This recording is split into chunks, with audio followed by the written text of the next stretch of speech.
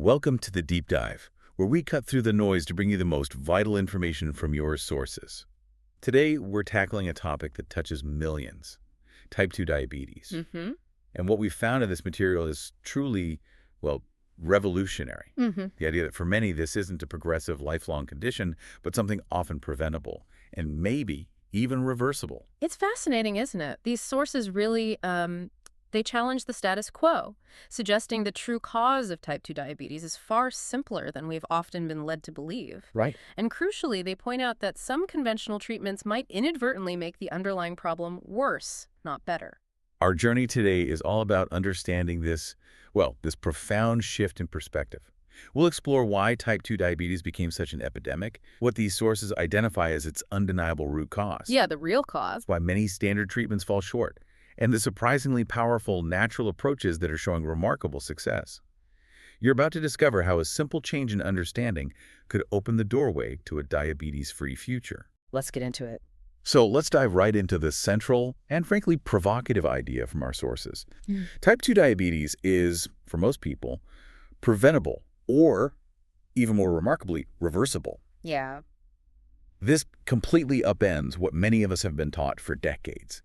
What stands out to you from the sources regarding this bold claim? Well, the book, The Diabetes Code, is presented as unabashedly provocative yet practical. It's highlighted for offering a clear blueprint, for everyone to take control of their blood sugar, their health, their lives. A blueprint? I like that. Yeah, and the sources explicitly state that this book clears the fog around type 2 diabetes and underscores that for most people it is preventable or reversible. Right. Which, directly clashes with official standards that for a long time stated with 100% certainty that the condition is irreversible. Wow, 100% certainty. And it's not just a theory, which is what really caught my attention.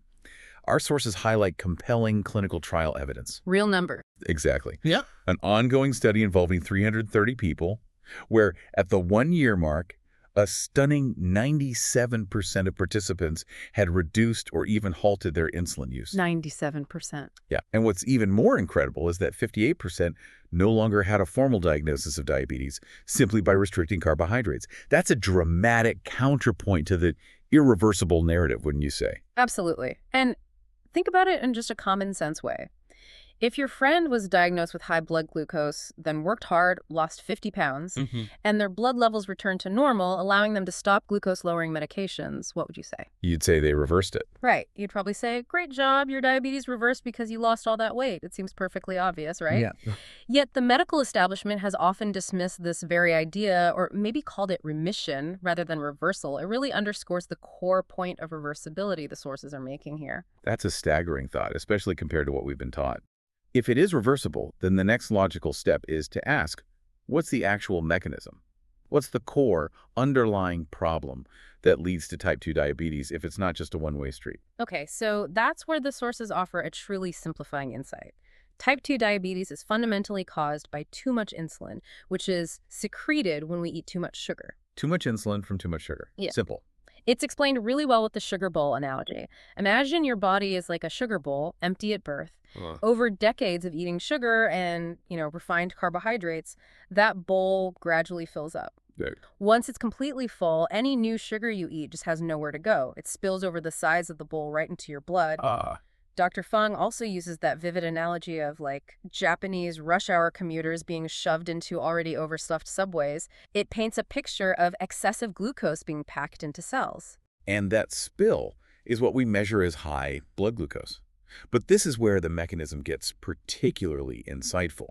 When your cells are full, insulin, which is supposed to help glucose get in, can't force any more in. Right. That's what we call insulin resistance. The body, trying desperately to compensate, then secretes even more insulin to tray and ram that glucose into the already overflowing cells. Which just makes it worse. Exactly. It ultimately only worsens the insulin resistance. It's like packing a suitcase. At first, clothes go in easily, but once it's full, you can barely jam in those last couple of T-shirts. Yeah. The luggage seems to be resisting, right? Yeah, resisting the clothes.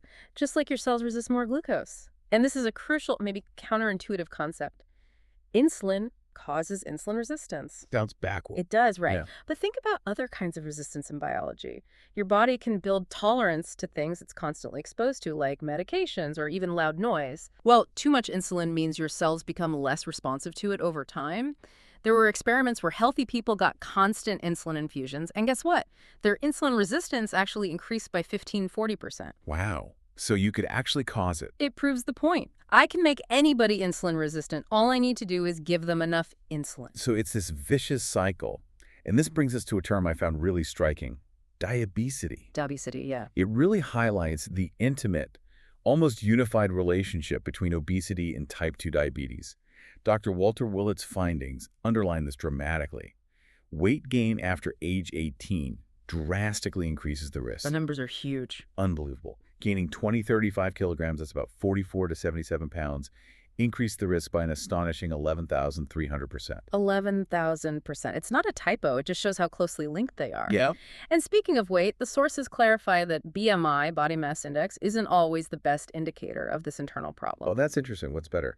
They advocate for waist circumference, or even better, waist-to-height ratio. These are seen as far superior predictors. Think of Dr. Mosley's personal story. Right. I remember reading that. He had a normal BMI, totally fine on the outside, but an MRI revealed his organs were, quote, literally swimming in fat. This visceral fat around internal organs. And that led to his diagnosis. Yes, later confirmed as type 2 diabetes. So the guideline, according to the sources, is that your waist circumference should be less than half your height. It's a simple, powerful measure you can do yourself. Less than half your height. Okay. Yeah. And that internal fat, this visceral fat, it's part of a broader issue called ectopic fat. Exactly. Fat building up where it shouldn't in organs like the liver, muscle, pancreas. Fatty liver, for instance, is often the earliest sign of metabolic trouble, sometimes preceding a diabetes diagnosis by a decade or more. A decade. Yeah, it's been called the long silent scream from the liver. The sources even use the analogy of making foie gras. Oh, right. Force-feeding geese. Yeah, where deliberate carbohydrate overfeeding leads directly to a fatty liver. It just highlights how powerfully diet impacts these organs, especially with carbs and sugars. So it really keeps coming back to that core issue. Absolutely. The central point is reinforced again and again. The very core of the problem is hyperinsulinemia from excessive fructose and glucose, but especially fructose intake. Hyperinsulinemia. Too much insulin. Right. And if we connect this to the bigger picture, it becomes clear. Metabolic syndrome, of which obesity and type 2 diabetes are a key part, are ultimately caused by, you guessed it, too much sugar. It all traces back. Okay. With that understanding of the actual cause, too much sugar, leading to too much insulin, let's turn our attention to what the sources describe as the profound flaws in conventional treatment. Right. It seems many common approaches often treat symptoms, rather than this root cause we've been discussing. For example, the traditional calories in, calories out model. It's described as riddled with erroneous assumptions. What's the issue there? Well, the sources explain that just reducing calorie intake often gets met with a direct decrease in your basal metabolic rate. Your body basically just slows down to match the lower intake. So you burn fewer calories. Exactly. Which leads to no real weight loss or very little. This was shown in a stunning and severe rebuke from a 1997 study where 7 years of calorie counting yielded not even a single pound of weight loss on average. 7 years. Yeah. For nothing. Pretty much. It's no wonder conventional weight loss advice, sadly, has an estimated 99.4% failure rate, according to these sources. That's just incredibly high. And it wasn't just calorie counting, was it? The sources also point fingers at the low-fat diet era, starting back in the 50s. Oh, yeah, that was a major misstep. It was fueled by this false belief that dietary fat automatically increased cholesterol and heart disease. Which we now know is more complicated. Way more complicated. And the problem was, if you restrict fat, you have to eat something else. That usually meant drastically increasing carbohydrates, often refined ones. Very things that raise blood sugar. Exactly. The things known to raise blood glucose. Shockingly, the American Diabetes Association at one point advised that intake of sucrose and sucrose-containing foods by people with diabetes does not need to be restricted. Wait, they said sugar was okay for diabetics? Essentially, yes. It seems completely backward now, knowing the underlying issue is too much sugar and insulin. So if the diet advice was problematic, what about using insulin itself as a treatment for type 2 diabetes? I know intensive insulin therapy was a game changer for type 1. Huge for type 1, yes. The DCCT and EDAKey trials showed that. But for type 2, How did it fare according to these sources? For type 2, the sources state flatly it failed miserably. They point to the UKPDS study. It showed metformin, a common diabetes drug, actually saved lives, a 42% reduction in diabetes-related death, 39% reduction in heart attacks, despite having only, quote, mediocre blood glucose reductions. So it wasn't just about lowering the sugar number. Apparently not. Meanwhile, insulin itself and sulfonylarias, those are older drugs that make your body release more insulin, they caused weight gain and offered no such life-saving benefit in that study. That's a powerful contrast. No. And then there's the Accord study, which I found particularly jarring. Didn't they have to stop it early? They did. Accord was a massive trial, and it had to be stopped early because the patients getting intensive glucose-lowering treatment were actually dying 22% faster than the standard treatment group. Dying faster. That's terrifying. It was a huge shock. The conclusion from Accord and also the Advance and VAD trials was stark. Intensive glucose control with medications did not save lives and had marginal, if any, benefits. It really forced a rethink. This brings us back to a core distinction the sources make, which is really insightful. They say standard medications for type 2 diabetes represent a trade-off between glucotoxicity and insulin toxicity. Can you unpack those terms for us? Sure. Glucotoxicity is the damage caused by having chronically high blood sugar levels. That's bad, obviously. But insulin toxicity refers to the negative effects of having chronically high insulin levels, often boosted by the medications themselves. So the treatment can cause its own problems. Exactly. The sources explain that drugs like insulin itself, TZDs, and SUs, older classes of meds, they tend to increase insulin or make your body more sensitive to it, but they often lead to weight gain and don't show a net benefit in major outcomes. Okay. Then you have metformin and DPP-4 inhibitors, which are described as kind of neutral in that regard. But then there are newer medications, acarbose, SGLT2 inhibitors, and GLP-1 analogs. Those are the ones making headlines now. They are. And the key difference is they not only lower glucose, but they also tend to lower insulin levels and, importantly, often cause weight loss. That's a crucial difference in how they affect the underlying physiology. So essentially, for a disease defined by too much insulin, giving more insulin or forcing the body to use it more intensely, it's just not the best strategy. It seems counterproductive, doesn't it? The analogy from our sources is incredibly powerful. It's like trying to treat an alcoholic by giving them more alcohol. Or putting heating blankets on a heat stroke victim. Precisely. As the sources put it, giving more insulin to somebody with too much insulin is not a winning strategy.